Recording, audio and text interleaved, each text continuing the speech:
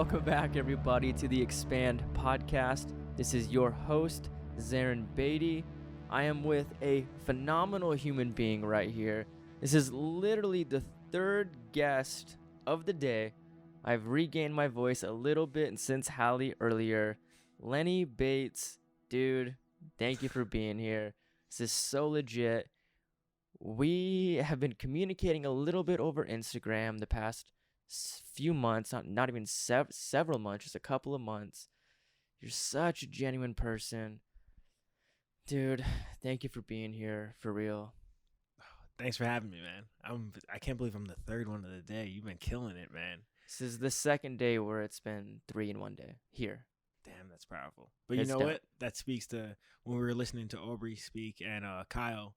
They have so much to say, and sometimes I wonder, like, wow, these guys aren't burned out. But since it's coming from, I think, a place of so much authenticity and, like, they truly live it, it's in abundance. You know what I mean? And I felt that because I kept seeing it, and I was waiting maybe for not something, but, like, you can feel or see a shift sometimes, or, like, you're just reading from a script. And every time it's not like that from them. Every time they're digging for something authentic or letting you really feel what they're trying to relay. And I feel like that's proof in your pudding that that's what you're doing. You know what I mean? Like, this is in abundance. Like, you can keep going because it's coming from a place of truth. Damn, that's beautiful, dude. Thank you.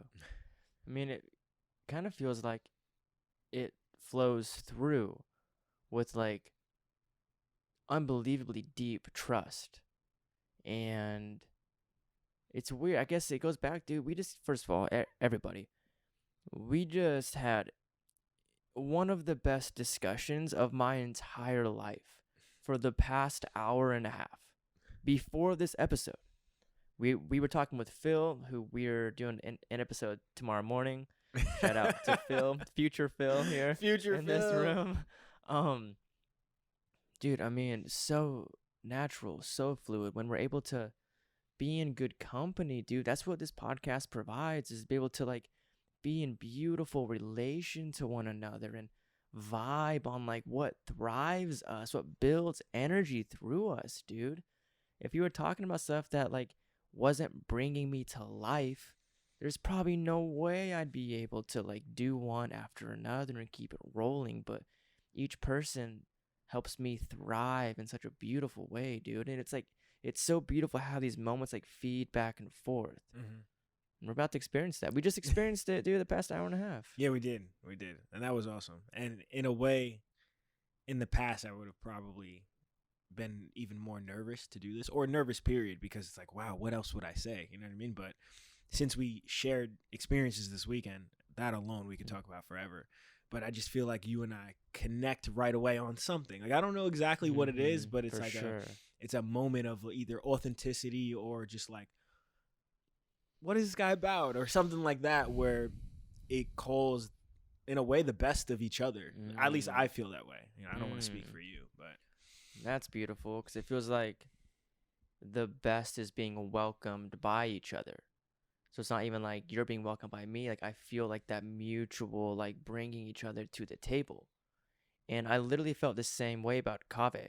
This, like, genuine, beautiful, like, vibe that literally, it's like self-nurturing and self-providing and self-healing, dude. And that, like, expands out to our circle. And, like, dude, we just had 3 people, you and Phil and me. Think about if Kaveh was in that room. Dude, that would be just just a beautiful, like, symbiotic relationship. And, like, that's for real, the power of a tribe, dude. And more so kind of along the lines of what I feel like we all experienced this weekend. With, like, we didn't connect with every person in the group of 100, but we felt like minimal connections, and here, and, like, beauty here and beauty there. And that's just going to grow and build, man. Yeah. And for me, I've never done ecstatic dance. That was such a bridge to cross, I guess, in a way. Like, we're really like, all right, we're going to trust the process, Lenny. Like, we're going to step out on this and just go into it with open arms, or, like, without preconceptions of how this should go. And that was like a testament of, we did it last, and it just, like, was a it was a testament to everything we did before that. It was just like, you're here to be a better person, to do things and call that higher self, as some would say. And like, oh, this is a test for you. Like, oh, this is somewhere where you can display like, oh, you've either been doing the work, or are you at the point where you can let yourself just be and just go. And then the reinsurance of everybody else on that path helped. And I'm sure other people had those dilemmas in their head or not, you know what I mean? So it was a uniquely beautiful, like, session, hour-long session. It was 60 minutes. And it's kind of funny when I heard Aubrey say, like, all right, we're doing this for 60 minutes. I'm like, oh, like, that's a decent amount of time. I felt the same way. You know what I mean? Yeah. I think a lot of people like, oh, shit. Yeah. But you flow into it. Like, that's expectation over experience. But you flow into it, and then like you're flowing and moving, and one song turns into another, and there's a theme, there's a story, and there's a build, and there's a climb and a decline, and you rise back up with, of course, Aubrey's guidance. But I've done 4 ecstatic dances with Aubrey, and this was by far the most transformational for me. There was just something different about it, and it really does feel like the energy that was brought by every single person involved. And it feels like Aubrey felt that through, dude, you could feel it in his voice when he was like, when he spoke, man, it fucking came from him. And like what you said before, threw him in a way. It's amazing, dude. Yeah. Bro, I know you answered this not too long ago, but it's a fresh moment. It's a brand new environment. What brought you to this weekend? What brought you to Fit for Service? Like, what even brought you to the course? And what brought you to this first summit? To think how I would describe it is, I would say I have this part of me that feels like that wants to do better and that can do better. And I'm definitely on that path. And I reinsure myself by having either certain practices or looking at maybe even a vision in a way of like, am I going in this direction? And I knew that I wanted that, and I knew that Fit for Service would provide, it would be a catalyst to that. And that's what led me to applying. And then sitting down and filling out that application was a very truthful moment of, are we going to answer these questions how we think we should, or as authentic as possible? I had that same feeling, by the way. Yeah. And then when I started to type, I said, if I don't get selected, it's okay, because one, this is my truth, and I chose to go the authentic route. And if that's the case, this version is not ready. I didn't put in enough work to bring value to maybe Fit for Service or something like that. So maybe next year around, I'll be at that level where I want to be to do it. And it was actually such a huge relief to get I actually didn't right away get the acceptance. I followed up on it twice. Like I emailed, I think it was Megan, and I reached out to her, and then she didn't reach back out to me. And I was wondering like why. So I like, it was probably like a week before it started. And I was just like, oh, like, can you tell me yes or no, like, in a way? But it was and Megan was was amazing to deal with. She was just like, I could feel through an email that she was a nice person. And that in and of itself is a good thing. And she's like, oh my God, I'm sorry, we haven't forgot to get back to you. It's been so crazy preparing for it, getting like, because it was like a week away. Like, you're the kind of person that we do want a part of this. And I was like, damn. Like, that moment of reading that was, it was reassuring, which was good. Yeah. So I almost couldn't have been here. It's beautiful on our path when, it's interesting when you think about reassurance, because it's beautifully healthy, but it's also coming from like an outside source. But it's like a validation that we may be moving on the right path. So to like learn when those moments are important, but to also know that like we shouldn't rely on that reassurance to let us know like where we should be going. You know, and that's all part of the process, because of course, you know, we meet the right people, and we can bond with people like you, man. Like, it's beautiful and reassuring, and resonates very well when you can deeply relate to another person. And it's just like, it seems like a sign, like it's beautiful and it's okay to be who you are, man. And yeah, that's coming from an outside source. It's also like a very healthy relationship. And it fuels the both of us, it feels like. Yeah. And I couldn't agree more with that. And in a way that showing up this weekend, I didn't have many preconceived notions of how it was going to go. And I didn't want to come in with that intent because I didn't want to taint it also.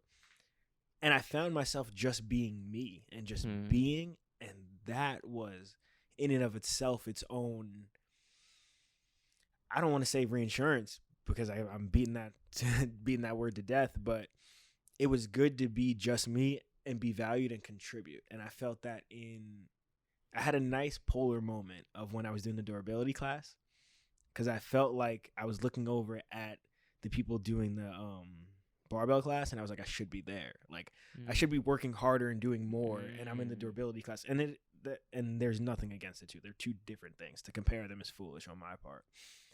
But then, so I had that during durability, and then I locked back in. I realized that I'm not even present in durability. Like, of course, I'm not going to get anything from this. I'm not putting in the work. I'm thinking about where I should be, or where I want to be, or whatever. So then I came back to durability, had a great time. Natalie was awesome. Then when we did the obstacle course, I was so into it. I didn't even have that dialect, and I didn't realize until after that, like, wow, like that was great. And I had such a polar opposite moment earlier today, and it was good to feel. Those moments of recognition, man, they seem to like really help guide us to like where we should be and where we're going. Because some people might think of what you just said as a very unhealthy thing and beat themselves up, dude, for the next like 2 days of being here, calling themselves stupid or I shouldn't have thought that or whatever. But you took that moment as a recognition, and then you flowed and you went with it, and like you learned from it clearly because it helped you understand yourself even more. Like that's almost like a superpower in an interesting way. That's like that's alchemy, kind of like what Aubrey was saying. And it feels like every person here seems to have a little bit of that, if not a lot of it, but it's in there somewhere. I think it's almost a prerequisite in a way, because it feels like it.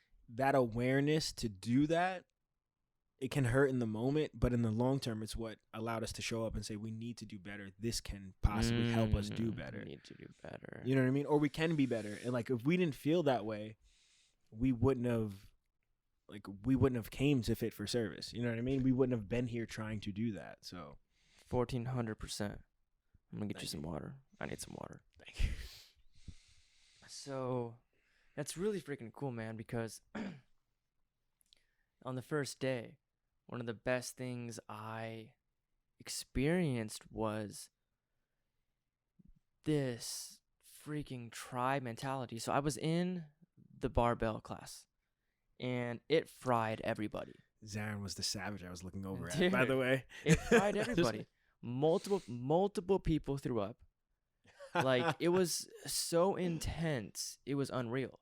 And then at the end, we ended up doing team exercises. So we were split up into groups of 7. And we had to do, like, their high intense bike. I don't even know what the sprint thing was called.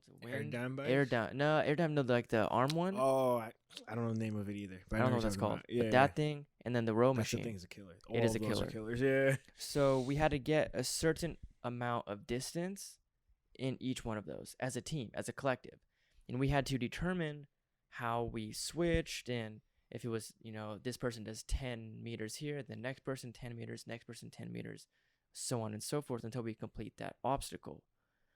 And there was a point where, dude, I was fried. I mean, fried. Like, I had to walk away and began, like, dry heaving. Like, was done, dude. But they kept moving. And they kept doing it. And they allowed me the patience and the time for recovery, dude. Like, there was no way I was helping. Just not going to happen. But towards the end, those people that were holding the fort down were now tired. Mm-hmm. I was refreshed. So it's okay, this last one, boom, I got back in, got right into it, dude. It helped carry that end of the team. There's a beautiful concept that Don Howard talks about, and I think Aubrey's relayed this a few times, but the warrior's heart beats as one. And I really felt that, dude. Like, when one's down, the others can help lift. That's powerful. It's so fucking, it was like embodied through me. And it responded in, I will show up better for these people. Like, without a doubt, dude. Not I want, I should.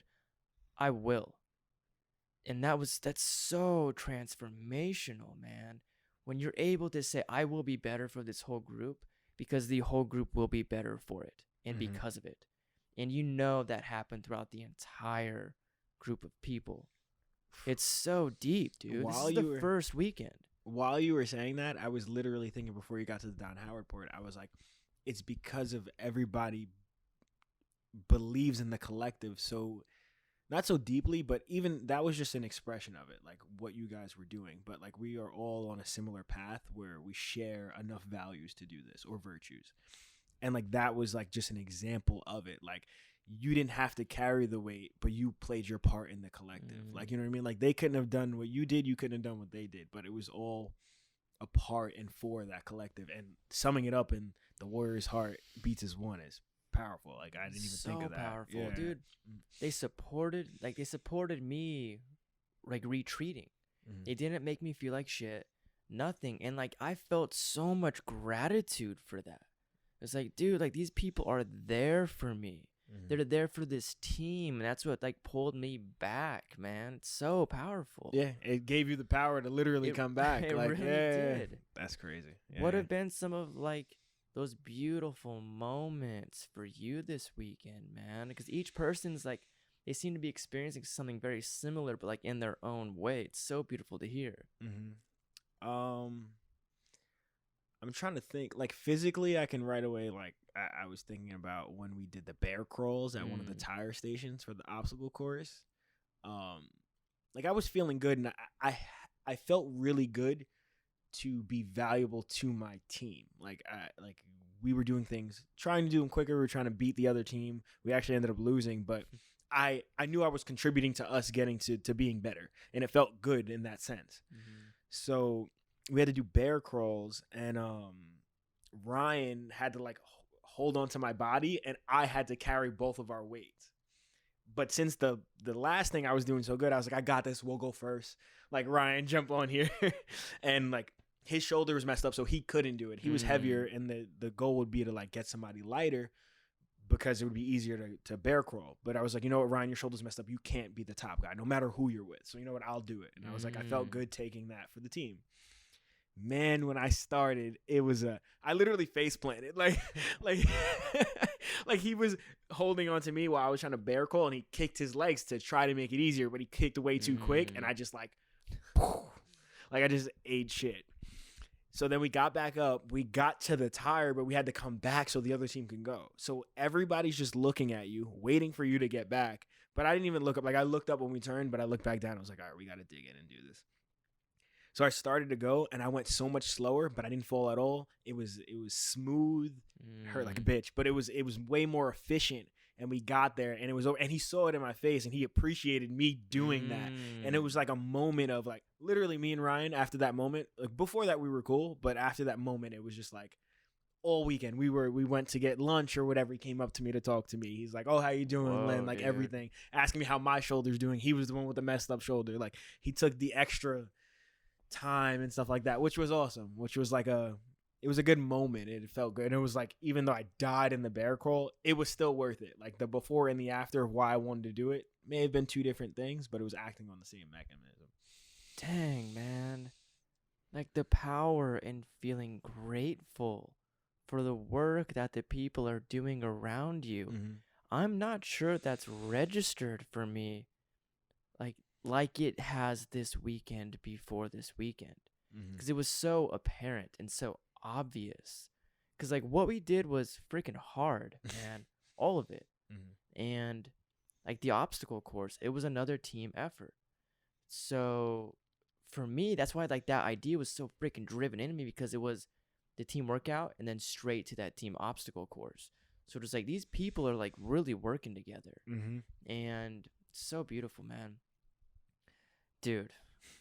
And I had not a moment, but also like conversations express the same amount of gratitude and for the collective as those physical things. Like I was sitting at the bar talking to Andres, and we just had such a genuine connection, and we talked for like, it ended up being like 2 hours, I think, or something like that. Like I looked around, I didn't know you left because I was just so engaged in conversation with him, and I felt that gratitude and appreciation for that conversation, along with the mental jewels I took back with it. You know what I mean? So yeah.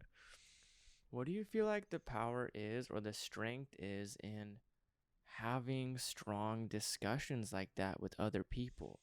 Like in the way that we've been able to here, or just like in a way where we're welcome to discover more in a safe environment. Like, what does that really do for us as people? I feel like it's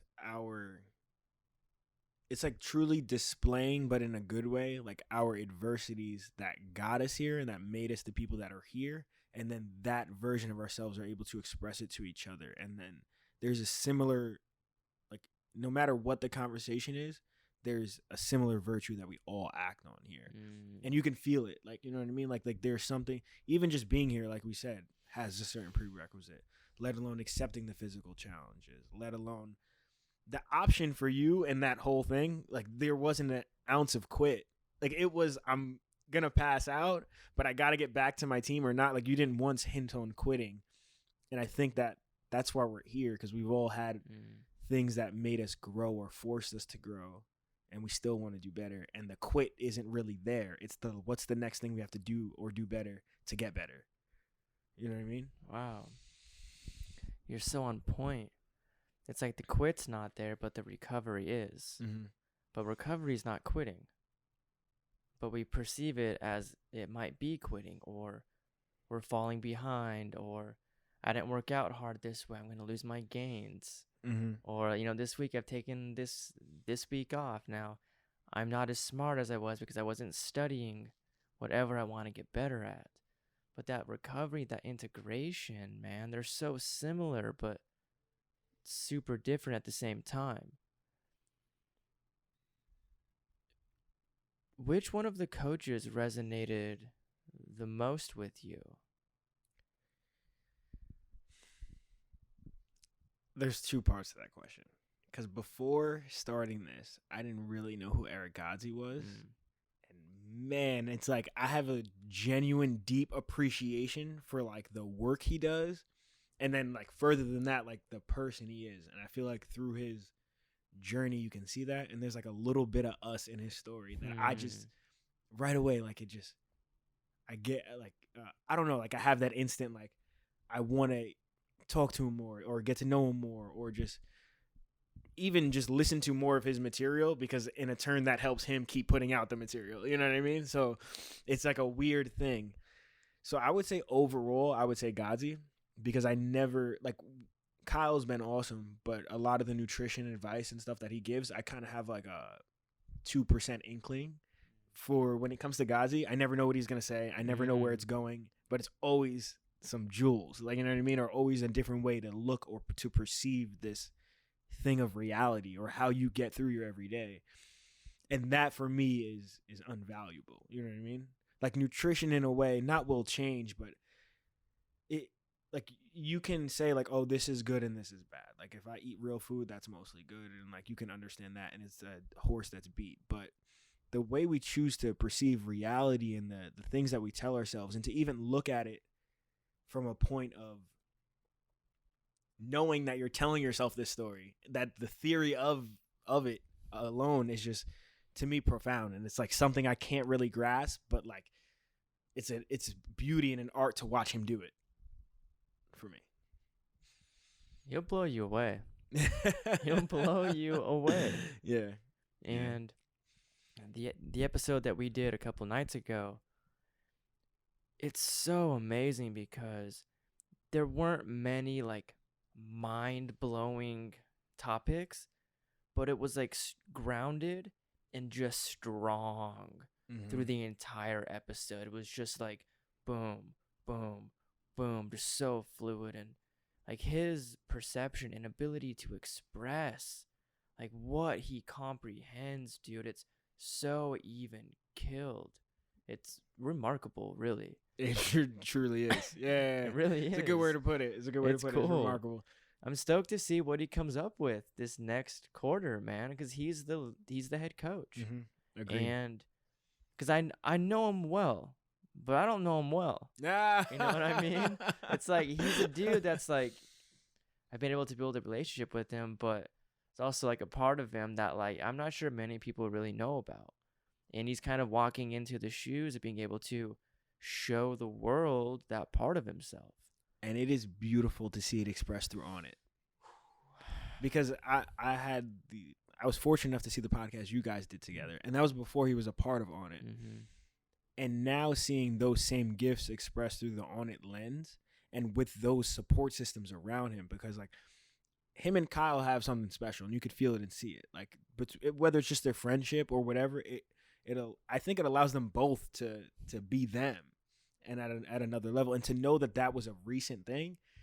It's like, it's awesome for me, because it's like, oh, I just like you and I, our friendship is new, but like their friendship is relatively new as well. But look how good that's been. You know what I mean? Like why? Like it's just mind blowing to me. It's awesome though. What about Dr. Dan? How did you feel about Dr. Dan?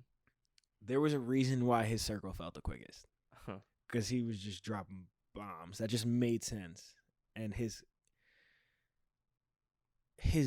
medicine, I guess, in a way that he teaches or he talks about the medicines is expressed very beautifully through him. You know what I mean? Like he really has a message, delivers it right. And I think that his personality does allow for it to, for me, resonate well. Yeah, it's like purely and genuinely embodied. It's like become a part of who he is. Mm-hmm. Like he's literally become so well aligned and integrated with like the wisdom he's been able to learn and share and like comprehend, but also interpret in a way where he's able to like provide that knowledge for other people to learn, man. And in another way, sorry to cut you off. No, it's perfect. It's because of like the adversity he's had, and those tools like are a part of him. Like he's embodied. It feels like he's embodying it because he is. Like he lived it, used these things. It's gotten him to be the person he is, and there's no better way to relay a story than one that's personal. And it's deeply personal with him. So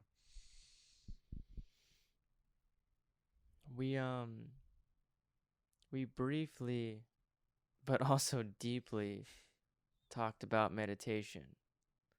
And when we talked about it, you brought up that you didn't really have people around you meditating. You know, you weren't really brought up in that environment, and you found it somehow, and then you started doing it. Like you were introduced, but then maybe a year or two later, you started really working on it. What pulled you from like no awareness of it, dude, to like doing it now on a pretty consistent basis? Because that's pretty beautiful. Thank you, one.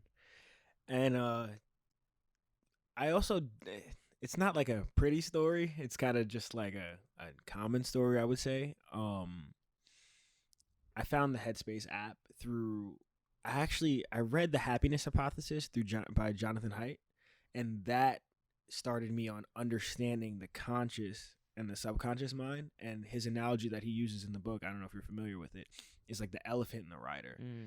And the elephant is your subconscious mind, and the rider is your conscious mind. And the control the rider really has over the elephant is almost minute. Like it can give it signals, but if the elephant wants to throw you off its back and do what it wants to do, it has more than the power to do that to the rider. So that got me understanding like, oh, there's levels to this. There's like an understanding that your brain like there, and there's also a way to train the elephant. That's how I got introduced to meditation, through training the elephant, and the elephant and the rider kind of being one in a way. So that's how I came across Headspace, dug into that a little bit. Then I was fortunate enough to come across Sam Harris, who is, I would say extremely experienced meditator for the least. And then he put out his course of the Waking Up course, and then I started doing that, and it almost like it's one of the things where I can't see going without those lessons, or at least taking those, even if I never meditated again, which I can't foresee, because it's like it's a true work-in. And I like the way Kyle says certain things. Sorry, I'm gonna take it on a tangent really quick. Like you can work out a lot and you can exert your body and do all these things, but you need work in time. And meditation is one of those practices. I would say flotation. That's another thing for me that's been powerful. And he would say Tai Chi too, but I don't have experience with Tai Chi. Yeah, me either. And yeah, and it's been a true work in for me, and something that's allowed me to like this paradigm of like reality and being like viewing my emotions objectively. I've been extremely powerful. And you were talking about earlier that people connect I am with an emotion. Like if you're mad, like I am mad, like you're just experiencing anger in a way, and like what's triggering that. And if you can take a second and disconnect from that and view that anger objectively, it can only last but so long. Or you can understand the trigger that caused it, and you can understand the mind game you play on yourself to continue that anger going and going, because that emotion is only going to last for as a short half-life. It's you thinking about that same occurrence over and over that allows that to live on. Dude, that's a really good way to put it. You're like rebirthing it with every time you think about it. Yeah. And even subconsciously think about it. It feels like meditation seems to be pulling us or pointing us in a direction for pure non-judgmental observation. And so I've been meditating for over a decade, and that's what it seems to be like honing a major part of my perception into, at least in this part of the phase in the process, is able to feel or perceive or acknowledge like emotions or sensations in the body and just become mindfully aware of them without labeling them as good or bad, but being able to feel when they relate to other sensations, like anger for an instance. Like what other moments do you experience in the external world that help you feel that same sensation? So now like there's this interesting relation to like that feeling. It does not mean it's good or bad. It's literally a feeling of one fabric of existence within sensation. Just a part of it. And I mentioned earlier how cold therapy is an excellent way to help us evolve how we perceive feeling. Because we can feel something and judge it, dude, before we even feel the water. We judge it. Oh, it's cold. I'm not going to do it. Whatever, dude. People yell and everything, man. We judge it pre-exposure. So if you can learn how to just feel it and literally feel what it's like, and you're just able to acknowledge something that's happening. And from there, it really does bleed and blend into like, okay, does this feel, it's such weird, because I was just talking about earlier how it's like, does this feel good or bad? Yet it's not healthy to label those things. But for me, it's boiled down into, does this align with the path or purpose I wish to be on? Like, does this feeling align with like genuine behavior or healthy relationships or learning how to listen and learn from something? It's interesting, dude. It goes so deep, and we talked about that for a long time. But where in your part of the process are you within meditation? Because this is such a beautiful discussion in general, because I spoke with Corey Allen earlier this week. I don't know if you know who that is, but you know, he has about maybe 5 more years of experience than me with meditation. That's a time frame that like I'm like actually not adjusted to. And it's so important to get these perspectives on like the first few months and the first few years and 6 years and so on and so forth. So where are you, man? Like, what are you going through? Because this is such a vital discussion. In a way, like I said, like you alluded to, I don't really have much background in it or anybody around me that's truly seasoned in it. So to put a timeline on it is really hard for me. Like when you said I've been meditating for over a decade in another, like to somebody else, and I overheard it a while ago. And I was just thrown off. I was like, whoa, what? Like that explains so much about Zarin. Because like you have a way of, I guess, just being is a good way to put it. And I was joking around with you earlier. I was like, this slim dude with a huge soul. Like I don't even know how it all fits in there, man. Like that's really how I feel. But a part of that is, I would say, like your deep connection with self, which you may have, I don't want to speak for you, but achieved through partially meditation. For me, it's been I guess just being more aware. Like that's just where I am. Like my awareness has scaled. Like, and the things that rob my awareness, like how much my like almost life is a game of what can hack that awareness and keep it. Like your phone just activates so much in our brains that it sucks away from the other joys or just being. And that's, I would say, where I am to be conscious of my awareness and where it's going in a way. Or like me being aware of the fridge that I hear in the background, and that not taking away from our conversation, but knowing it's arising in my consciousness. And that's the only reason. And also the only reason why I can hear that is because it's arising in consciousness. And that consciousness is the prerequisite for everything. So like that is kind of like a paradigm in my head that's like, I guess, opened a lot of doors. Man, you are on and you are in such a beautiful part of the process. For real. Like that's the fundamental base for like advanced meditational work. Because the awareness of like what may be coming in is one of like the most important beginning steps. And I asked Corey Allen this question, like, what advice would you give a beginner, man? Like, where do they start who has no experience?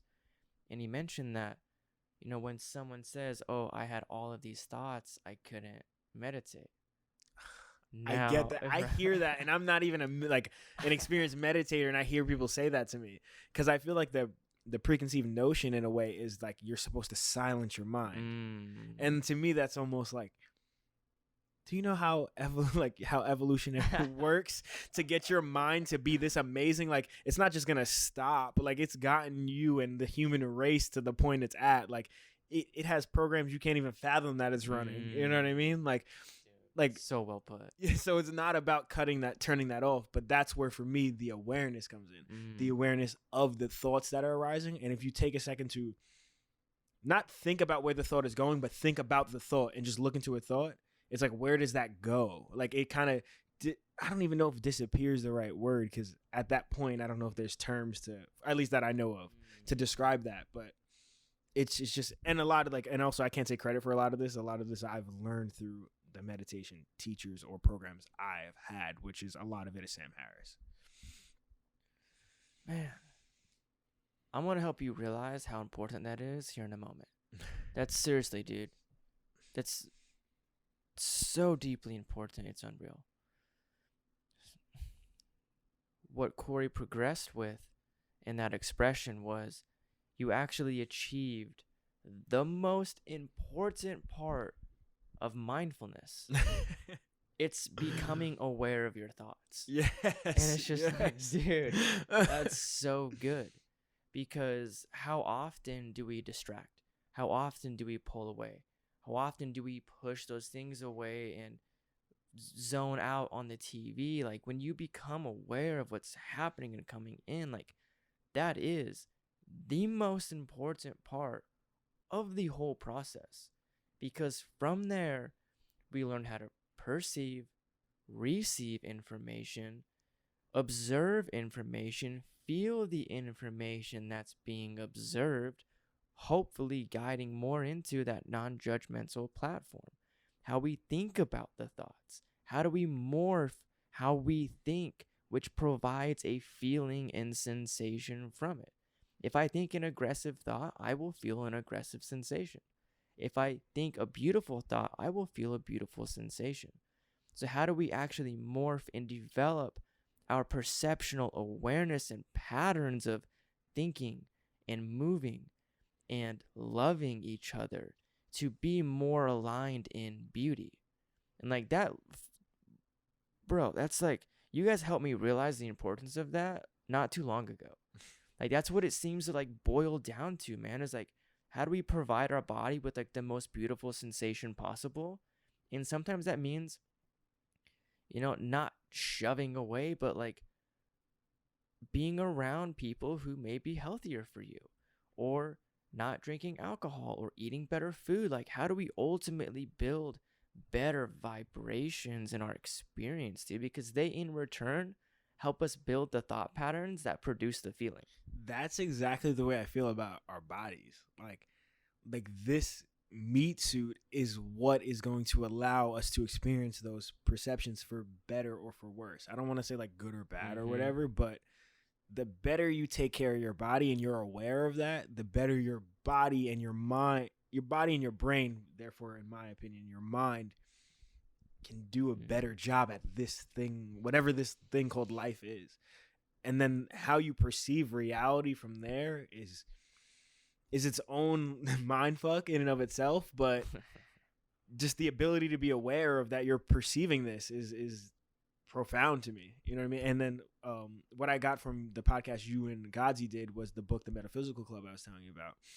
And I'm totally going to do it a disjustice, but there's a line in there that's saying that like reality is not the same for any of us, and it doesn't stand still long enough for us to analyze it, to figure out either where the holes are or anything like that. And it's just like to know that everybody's perceiving this differently, that you are differently than I am. But it's almost beautiful that that line, I guess, that we agree on, that's the reality. Like that's where that default is where we can be in agreement on, where somebody who may have a psychological issue doesn't, which I don't even know. Like now I'm on a bridge where I'm not experienced at all, or I know none of this. So I'm kind of just talking truthfully to you, and this could be wrong, but I don't know. Just to think about that for me has allowed for a lot of also like compassion in a way, and like forgiveness, because people look at people and say, I wouldn't do that, or I wouldn't whatever, but like you're not them. Like you don't understand the sensations and the life that they're living and the experiences they had. Like of course you wouldn't. Like you haven't been through what they've been through. You know what I mean? Like for me, it's been allowed to unlock a lot of that. That in a different manner was discussed on the last episode as like one of the most important results and responses from meditation is like actual compassion and being aware to like perceive things in a way that like builds the bigger picture and like a more broadened perspective on it. Like, dude, I freaking love where you are. I love where you are, man. And I love where you are is like with me in this room, dude. Damn right. I love it too, brother. I love it too. That's freaking amazing. Yeah. Like that's probably, it's so cool because I felt like the bond with Kaveh deepen and strengthen with our discussion this morning. With you, I feel that even more so. Like it's so beautiful to be able to see you, bro, and to feel you more and have you show more and receive more and be vulnerable in that aspect, because it helps me comprehend who you are in a deeper way. And we do that with people we trust, hopefully, because then we appreciate their response. And like if I shunned you right now, dude, that's not gonna feel good. So that's a big reason why we don't share ourselves with a lot of people. People who we usually don't appreciate it, and it's harmful. And I feel like we can fall into that cyclical pattern of not showing your authentic self. And not only do you fall out of love with the ability to do that, your relation to things is based on that fake self you're showing. You know what I mean? Godsey blew my mind with that. That was involved in that first podcast. Oh, was it? Dude, that's probably why it's up here. Honestly. Or in that book. I don't know. I don't know where he got that or whatever happened with that information. But dude, that's been a way for me to hone into being as genuine as possible. Because this is for people who haven't heard this. Godsey mentioned a concept to me that is like, if we actually aren't who we really are, then there's a disconnect and an illusional version of ourselves that we are communicating through and showing people. Therefore, you see this illusion and you interact with this illusion. So now you're giving feedback to like this make-believe subject of who I'm perceiving or showing you. Mm-hmm. Therefore, that feedback has nothing to do with who I really am. So if we align, like, wipe that shit away, come from here, and now I'm getting like real feedback on like who I am or how I function even, or lessons and how I learn. And Bruce Lee is like one of my favorite quotes freaking ever. He has multiple of them, but all knowledge ultimately means self-knowledge. So no matter whatever is happening, period, ever within time, it helps show you how you feel about that thing, how you would respond in that scenario, what you think about the homeless people, what you think, and how much compassion you have for somebody. That's all anything ever does, dude. Mm-hmm. And it's up to us as people to help each other like build that and learn, dude. And fucking that is like so deep. And like when I think about that, it's like at least the circles I'm in, we barely understand that. Like we do enough where it's been elaborated on, and we're fortunate to have societies where that was truly a priority and valued, like monks and other like you guys go to the Amazon or do whatever, like those spiritual journeys, like that's the priority, like those inner lessons and that come through from that and allow you to be a better person, and then allow those to vibrate through the circles you're in back home. Like somehow we are so far disconnected from that it takes a trip all the way to those parts of the world and those things to bring that back out and to show us that it's like, it's almost a shame. And in a way, it's, I hope I align to a person that people like. So when they wonder why they like me, I can say, oh, some of these things are why. And it allows them to do them or find their connection to them. You know what I mean? Like when people hear meditation, especially in the circles I'm in, it's like they think of somebody standing there and going, like they it's so common. Yeah. So common. So if they can if I can provide a positive perspective on that and it can contribute to them, maybe that's a seed that's planted. Like, you know what I mean? Bro, yes. Because you become like a beautiful representation of what that may be. And like, that's like, I don't know, man. Fuck. Actually, I realized the other day, I don't hate anything. I fucking don't hate anything, dude. This was like a deep recognition. Actually, I think it happened during the ecstatic dance, which is bizarre. I had like multiple moments of just downloads of just like, whoa. Oh, man. Yeah. It was so good. Anyways. I don't appreciate when people like disrespect plant medicine. Like in terms of, and I understand this isn't judgment. This isn't me wishing you were something different. It's just like a production of energy that is like unfortunate because stuff is sacred. And so when people language, word choice holds vibration. It holds a realm. You share a realm with somebody with the words you choose. If I said drug or medicine to you, there's a completely different context coming into your world of comprehension. If I say drug, what's associated with that? Heroin, meth, all of these things that are now kind of gathered in your comprehension on what drug means. So when I refer to like Mother Ayahuasca as a drug to people, there's already kind of some poor connotation to it. If it's plant medicine, it comes with a much different wave of communication to people. And it's all in how we comprehend what's really happening. So, yeah, it's just. For me, I haven't had psychedelic experiences like Mother Ayahuasca or anything too crazy. I've just, psilocybin has been the only thing that I've experimented with. And for me, I feel like the old notion of it was like you're gonna do a drug, and unfortunately it's categories, it's grouped in with that, and like if you do a psychedelic 2 days later you're gonna do a heroin. Like, which is insane to me, especially after experiencing it.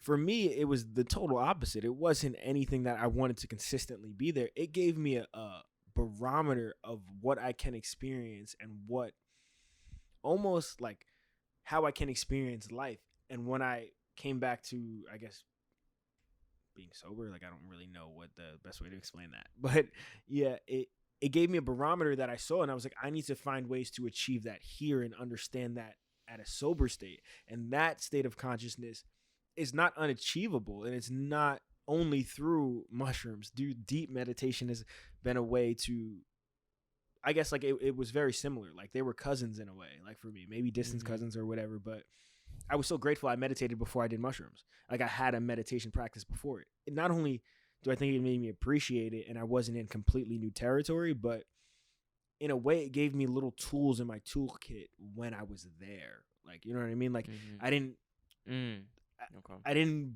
like bug out or get scared or anything. Like I was able to come back to still my breath and still to me, and to like my senses were different, but I was able to deeply feel the sensations and let those things still arise in the consciousness. And it was deeper and something I've never felt before, but it was like, all right, this is how we're going to get through it in a way. If that made any sense. It did. It made so much sense. So, Don Howard referred. So fortunate to have been able to like ask him anything that felt right. And he would respond. He would answer. And he would, align in a tune and respond with what he felt proper. And he mentioned one time that advanced medicine work just boils down to a deep meditation. So how we like process and absorb and align and attune and move and adapt and be, it comes down to deep meditation. And with that, one of the more profound moments was represented or presented to me through our last journey down in the jungle. Like honing so deep, bro. Like honing so deep. And then having this flowing feeling of within stillness we become. Like within stillness we become, which may bleed into or blend into more perceptive, more receptive, more mindful, more aligned, more attuned with our environment. Like we become better able to like be around sensation and feel and align and move. Like, bro, we go deep in meditation. Like if or when we are well adjusted to that realm, it's a practice, man. And it's not about, nothing coming in. It's not about no thoughts coming. It's just about like the moment holds worlds, bro. Like worlds. The moment holds worlds. That's a powerful statement. So deep, Mm-hmm. man. And we can just delve deep in that internal world, bro. And it produces and it moves and it shifts and it's ever changing and ever evolving and ever expanding and morphing and blending and just bleeding and representing and expressing and communicating and designing and creating and just pure beauty. And with that, one of the best pieces of advice I've ever received from that realm, that world, would be like patience from and through the full presentation of something. So before we see the full presentation, we may get caught up on like that first sentence. Like, oh, and then boom, we're attached and now we're cycling because of that. Instead of patiently observing like the full message, bro. And then you get through it and you're just like, whew. Like that was a moment for a story to be shown. And you're like, that's when downloads, bro, come deep. And you're just like Dr. Dan said, like, soak it in. That's when you're so present, bro. Time is so bizarre. And if you floated before, which you know, time is a weird thing, dude. A 60-minute float can feel like a blip of a moment. It can also feel like 6 hours. Oh, that's something that we could dig into. Please. Because not dig into, favorite, but floating has been interesting for me because it's been an opportunity for me to work in like a meditation practice that I've had and like just see where my mind goes. Like when you have no other input and it's literally only your mind, like you see the magnitude of your mind. Like you can feel it working through all of this. Even if you're bored in there, I can feel, like it's just, it's insane. It's insane. And that was one of the first deep experiences of my mind in a way that gave me a warning sign of that I need to not be careful, but I need to respect it. Definitely be careful in a way, but proceed with respect to it. That it's not just when you realize that there's different ways to perceive life, like to perceive the world or reality, it gives you like, for me, it was very interesting. It was like, whoa, like it gave me almost like a theory of mind. Like, how do you think? Or like, what's interesting? Like, how much more can I shift this equation to understand more when I'm at my baseline? But my baseline, like I would say a little, probably too much cannabis and floating allowed me, the reason why a part why I felt like I knew I would connect with you is listening to that Gazi episode, because you two, like, I might as well have been in the room. It felt like you guys, Gazi said, if you do psychedelics, and he said something funny like, and you're like 1% of a smart person, and you understand that there are multiple ways to view this reality. And if you do too many psychedelics, and he was saying he was at a point in his life where he was doing them maybe like every weekend or something like that, your reality gets really blurry. Like your baseline or whatever you call your reality is, I guess, shifty. I'm speaking just from hearing that because I haven't been there. But you can get to a point where you can be unhinged.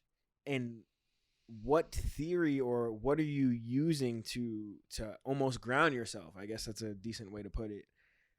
And for me, the first time that resonated because I had an unhinging experience of cannabis, the combination of cannabis and sensory deprivation tank. And I was unhinged for a few days, and it was weird because I felt like,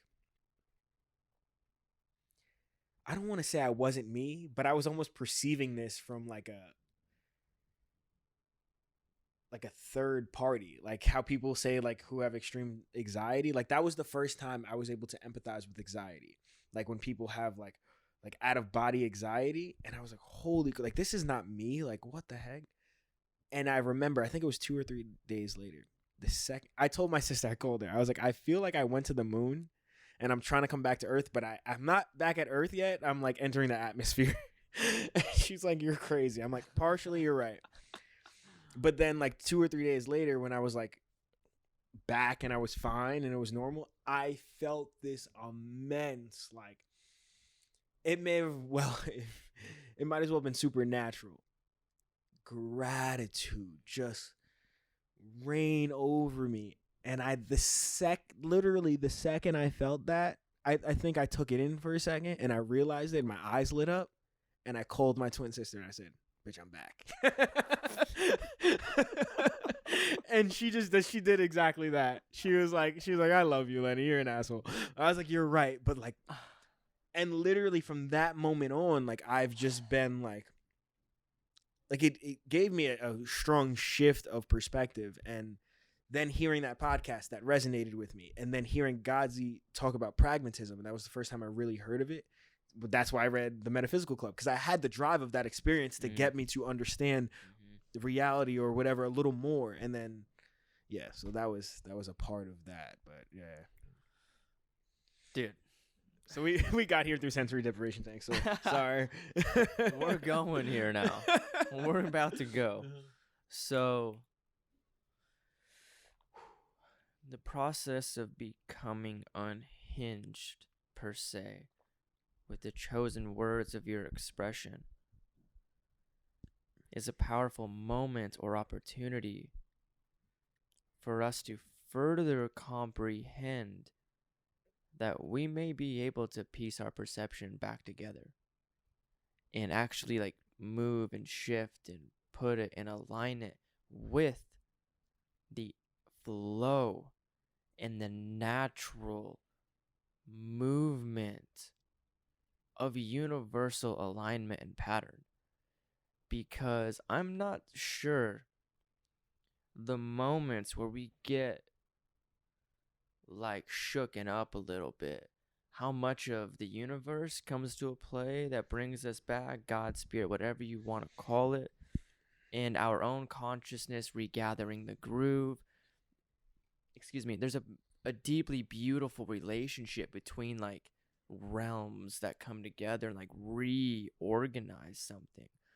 And that's part of the beauty in like Eastern philosophy, where each thing isn't actually an equal counterpartner to building an experience or perception or just like the universe in general. Like, for bizarre example, that light is able to provide us with light in the room. If we weren't here and that thing wasn't turned on, it wouldn't be able to provide light. Like, it actually, we rely on each other to build the moment that is being experienced. Mm-hmm. And when we do get shooken up, dude, there was a float that, like, it disoriented me for, I'm not sure I want to, like, fully embrace the admitting process of this. Oh, it's all I don't want to put people in worry or fear, but it was, I floated for like 7.5 hours one time, and like I was like disoriented for the next like few months, and it was bizarre, but regathering a group and learning how to refunction is like a beautiful part of the process. Bizarre is such a good word for it. It's bizarre, dude. Yeah, it's a good word for it, because it's to a point where like you can almost understand like how you would have viewed this previously, and you're like, I should feel this way, but I'm not. And it's such a paradigm shift of experiencing something and thinking you should feel another way or perceive it a different way, and you're not. So it's truly bizarre.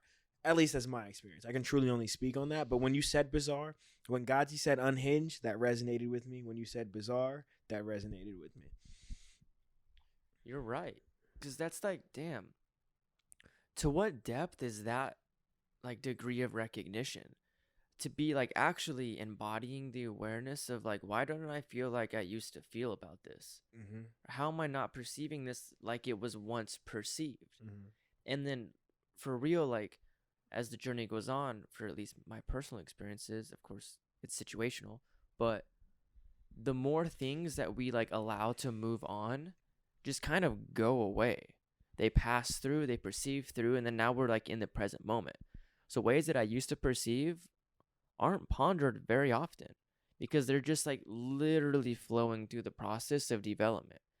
And that's kind of like the beauty in being present, is like the more present we're able to become, like legitimately, the less we are attached or focused on the past or future. like legitimately, And it's funny because I feel like we play the game of the future game is almost for control. Like you're trying to sacrifice or invest so you have a more predictable outcome, or you know what you're getting yourself into. Word. And and I feel like by doing that, you're actually doing the opposite, because you become a slave to those impulses and to those future thoughts. Like that, like that's what you're actually doing. Like you're not Holy getting shit. there. Like something that, and through that, that's the way I look at the benefit of being mindful and of present. I heard something this weekend that really, like, in a way reinforced that, but kind of coincided, like added something to it. Was a lot of people say they're doing it for their future. Like, do it for your now. Like, you want your now to be better. Like, the reason you're telling yourself the better future is to have a better now, but you're not doing anything to have the better now. Like, you know what I mean? And all you really have is the now. That may not make any sense, but when I heard it, it was like, okay, Lenny, readjust your equation, because what are you doing that you're trying to force an outcome that's too far out? Like, you're not that version of you yet, and the version of you that's preconceiving that isn't complete enough to even achieve that. So how could you even think it's going to pan out that way? You don't have the arsenal yet to do that. Like, you need to work on that and have the better now to get that. Bro, that's so good. I'm glad. So good. There's another relief that comes when when I don't even know if it's organized, but when you get these thoughts out and somebody else can understand, and like you have your own experiences that you can relate this to, hence why you in a way feel what I'm saying. But it feels good to know somebody else, or to see you perceive it and understand what I'm trying to say. Mm-hmm. That's one of the best feelings in the world. Like personally. That's one of the most beautiful experiences on the planet that has ever been experienced through this body. Is like deep relation in those genuine personal recognitions with another person who actually has been through something to comprehend what's been said. Like, that's worth every moment of being genuine and turned down by girls and trying to be yourself. Not even fuck that. Trying to being yourself, learning how to be yourself is what it boils down to. It feels like learning how to be who the fuck we are, man. True. It's a process, you know. And shit, dude, I deal with this. I learned how to be myself when I'm around Aubrey, when I'm around you, when I'm around Kyle Kingsbury. It's like, now here's a different energy source that's kind of being involved that I perceive, or that is being perceived in a certain way that I'm unfamiliar with. And it's like, it's weird because it's like, how do I be myself around this new environment? And that's like the most beautiful thing about this whole freaking group, man, is that those freaking moments were fluid and smooth and effortless. And when they're not, bro, like, all right, so I had a moment where Aubrey just happened to be next to me, and I was going to say something to him, but Aubrey, all right, let me backtrack a little bit. I was wondering why, and I was thinking about why my connections with everybody have been so good and easy. A lot of it was because there was no judgment, or what am I going to say to Zarin when I see him? It was just me showing up as me, being authentic, you doing the same, and it just clicked. But Aubrey was somebody who, for me, I'm very fortunate to have came across his work, because it's been extremely beneficial for my life.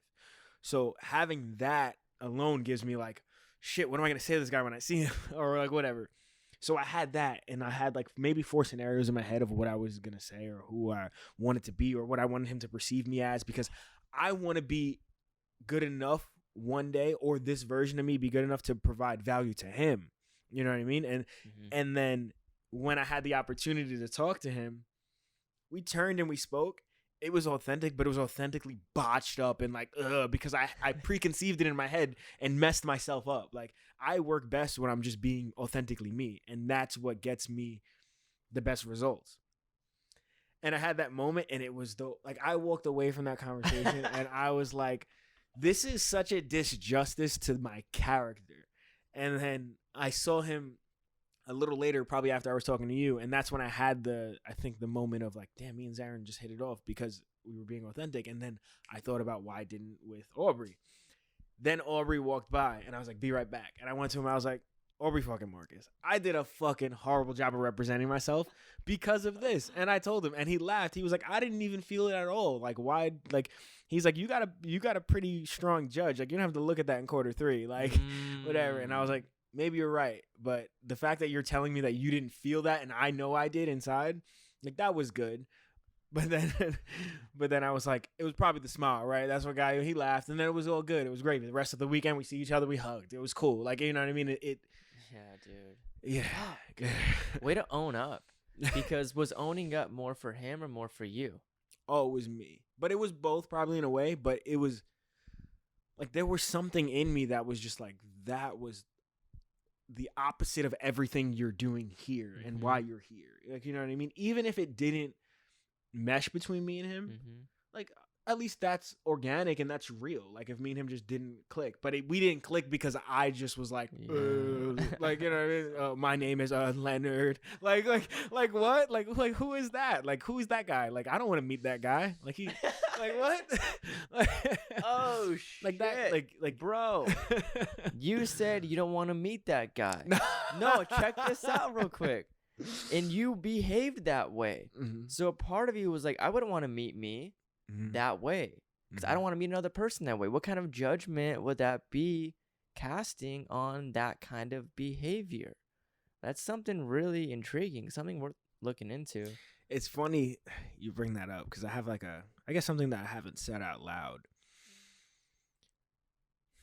Because, how do I explain this? I'm in a situation where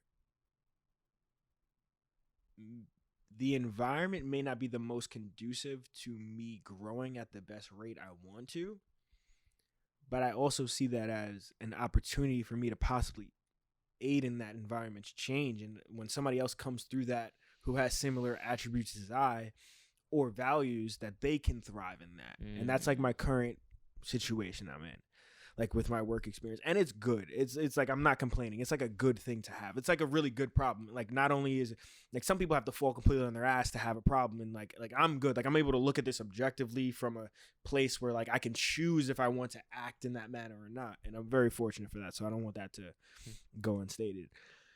But then it's also like, do I want to put myself in an environment where I can have the most rapid growth and truly get to know myself and put the things around me that allow for that? So it's like, I don't even think there's a wrong choice, but I just don't know which one is more. Like, it's something I'm weighing literally every day. And coming to Austin was way more than this. It was one of the things where I love what Aubrey and Kyle are doing, and I love the On It setup, and not even just On It, because I feel like On It is one expression of Aubrey, which I think is freaking awesome. And then this mastermind is also another expression. Like, they're mutually exclusive, but obviously they're coming from the same source, so they have things that overlap.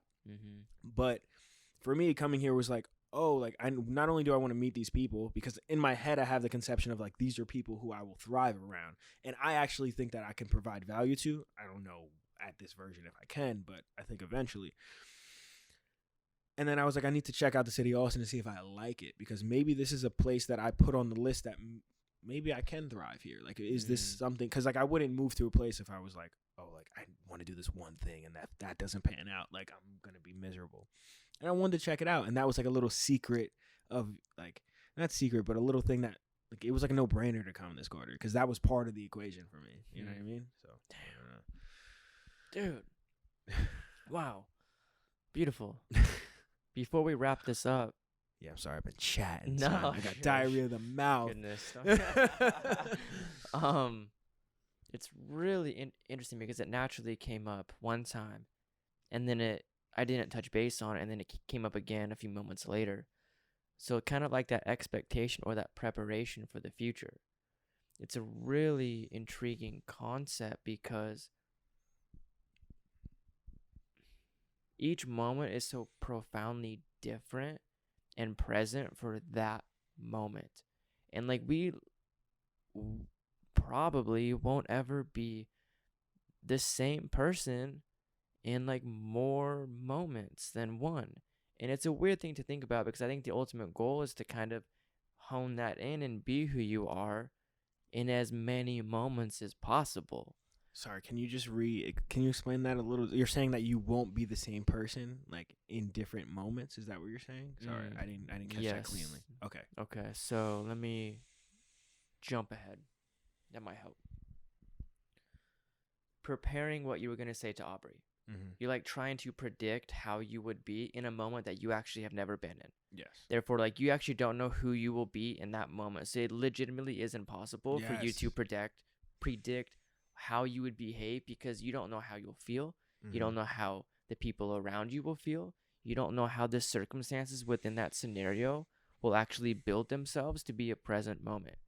That's why like word choice for me means so much, because literally we could be in 2 different hotel rooms in this building and it might be set up completely differently with different people, and different words would probably come from me because of that. Mm-hmm. And so to know how like dramatically that changes from room to room, think about days and weeks away. Mm-hmm. There's no way to comprehend the future and how that will feel and how your body will be able to show up to that. So it's weird when like I feel like it's a dichotomy for me in like setting goals or like preparing for the future, or like we're releasing an online program this year. So it's like if I feel like it's pretty near finished, how will I feel like 4 months from now? So like there's this weird like play with that concept for me, like in the my own position in life, where it's like, of course we have goals, but also not being in the future, because even the future may require a different system for it to function. So if I produce something now, will it even be relevant? Mm-hmm. So it's interesting. And now that I've actually been developing this program for 8 years, it's still relevant. Mm-hmm. So that's really meaningful to me now. That's like something that speaks to like a universal truth. I don't know if that's the proper word, but like when something is authentic or true or whatever you want to say, it's timeless. That's why like Eastern philosophies or medicines have made it this far, or it's because we found something that's way deeper than our words, like you talk about word choice, can explain. You know what I mean? And I think Jordan Peterson does a good job of talking about stories and how they're structured, and even the way they're structured, that we could even perceive it. Like the fact that you can only perceive it because, how do I explain this? The fact that it's in a structure that you can understand alone is something. Like, you know what I mean? Let alone what the message literally says. Like, it may not even be anything about the literary message. You know what I mean? So, yeah. Dang. Dude.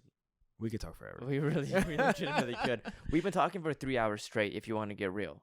Have we really? Not on this, but think about, like, for real. Yeah. It's been 3-hour discussion. I just want to say something that also, like, resonated when I was listening to the Gazi podcast with you, the first one, that you're talking about before, about perceiving things. It's like we're so almost lucky that our minds do that, because the preconceived notion of us works out all those scenarios and dies so we don't have to. You know what I mean? Like the idea dies so we don't have to. You know what I mean? Like, and to think that our mind can do that, or that to even look at that process in that way was like, whoa, like it's almost like amazing. Like, you know what I mean? And I could be understanding that wrongly, but that's why I need to, as I've been saying all weekend, I need to get you and Gazi freaking together, son. We got to get this freaking reverse Oreo going with me and Gazi, son. Yo, another, this is a part of my pitch to own it. They definitely like, they need some culture over there. All right. Tell them to bring my black ass in, hook this up. But anyway. Funny, right? Bro, Lenny, Leonard. I am Lord Len. Oh, that's the Insta handle. Thanks for the shout out. Follow me if you know. Yeah. Wow, man. That seriously was such a beautiful discussion, dude.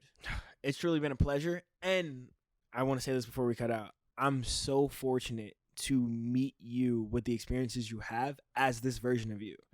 Like, you've been through so much and have done so much of your own work that I'm fortunate to meet this version of you and then like this version of you. Like, I could have met you, you could have met me at a whole different time, and we could have had a bad taste in our mouths or whatever. But because you bring those Don Howard experiences you're talking about, those deep meditations by yourself, and that work you put in that self-work, there's something that's like automatically like I'm pulled to you, or I want to have a deep conversation with you or whatever. And it's very valuable. So I appreciate that. All the work you put in. And thanks for doing this podcast, man. I appreciate you. Bro. Damn. It's so mutual. Thank you, bro. That's where beautiful, pure namaste is, dude. Like, we see each other, we feel each other, and we welcome each other. Like, thank you for putting in the work, man. Thank you for investing a major portion of your life to even be in this course, and everybody else involved, man. Likewise. Shout out to everybody in this program and everybody doing it on their own path, man. Shout out to you guys. All right, you guys are awesome, bro. Thank you. You're awesome. Appreciate you. Oh, much love. Word. Damn. Until next time, everybody. Thank you so much. Peace.